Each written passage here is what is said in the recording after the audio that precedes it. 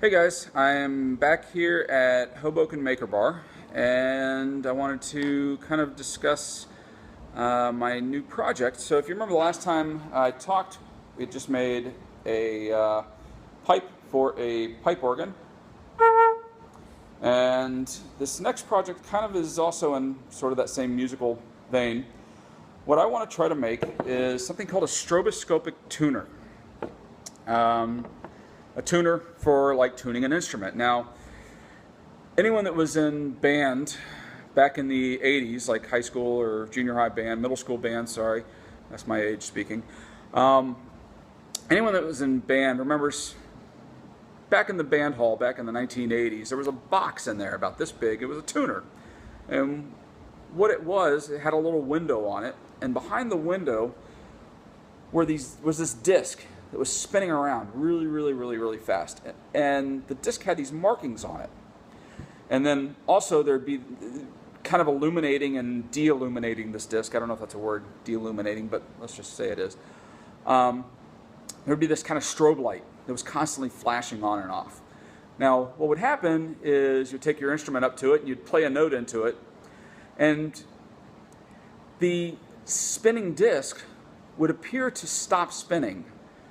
And what was actually happening is the strobe light would start strobing at the same frequency as the note that you were playing. And because the disc had these markings on it, and because it was spinning at a very specific rate of spin, the strobe light lighting up and then not lighting it up very quickly, to your eyes it would appear as though the markings had stopped spinning, and they would just sit there very still. Now, if your instrument was a little bit sharp or flat, i.e. the frequency of the note that you were playing was a little bit too fast or too slow, the markings would appear to rotate either to the right or to the left very slowly. In reality, the disc is still spinning very quickly, around 1800 RPMs, but the markings would appear to very slowly spin. Now, I want to make something similar to that, but I don't want to have the spinning disc part of it. I want to make it kind of more just electronic. So what my idea is I want to have, I don't know if you can see, hopefully you can see this pretty well. I know the glare, oh my god, the glare is terrible. What I want to have is kind of a series of LED lights. And they can be arranged in a ring like this, or they could just be arranged in a line. It doesn't really matter. And this is going to be a little bit tricky to explain. What I want to do is I want to have a circuit that selects one LED to be lit at a time. And the LED that's lit is going to cycle, or the LED that is selected to be lit will cycle around in this pattern over and over again. So this one will be lit, then it'll turn off, this one will be lit, then it'll turn off, this one will be lit, then it'll turn off, and so on. And I keep saying lit. I actually don't mean lit. I actually mean selected to be lit. But it won't be actually lit. It'll stay dark. Now what will happen is when you play a note, the LEDs will start lighting up at the same frequency as the note.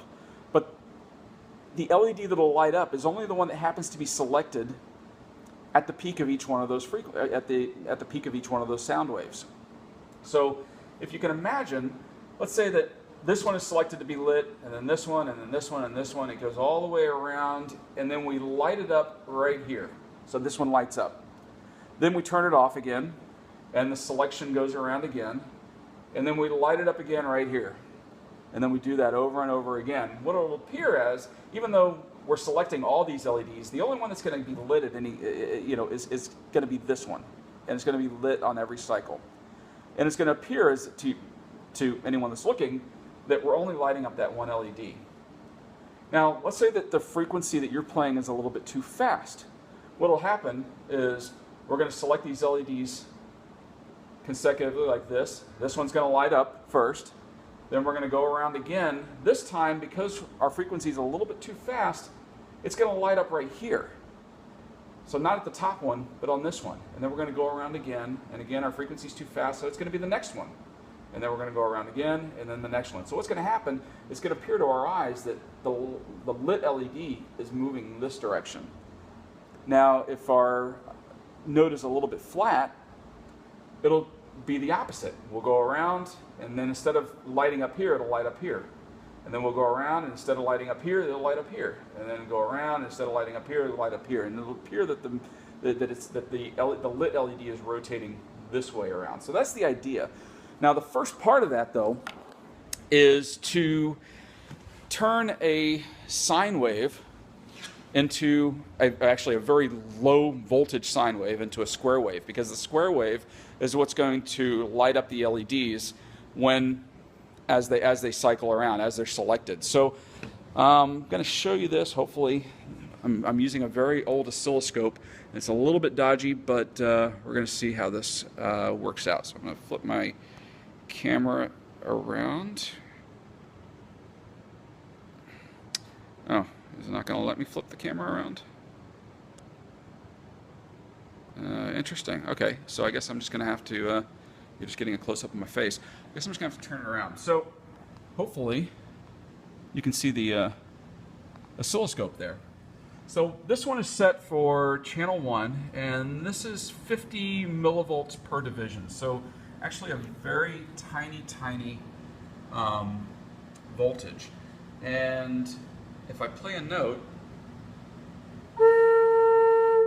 hopefully you can see a sine wave on that screen.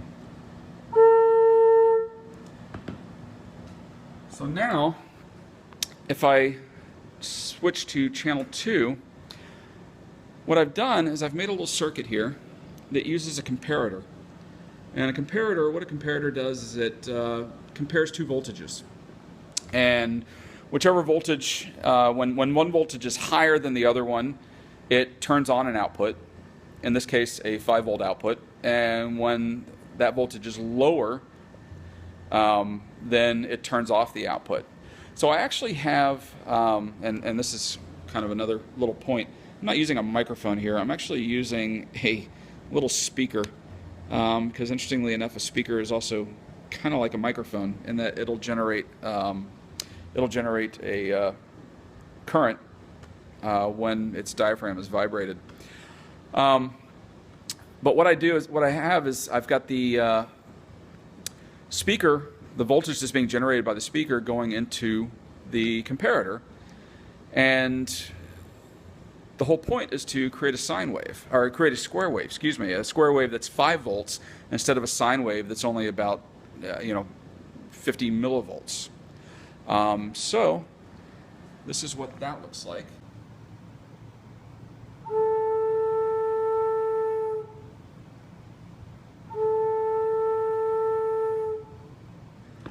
So hopefully you can see that.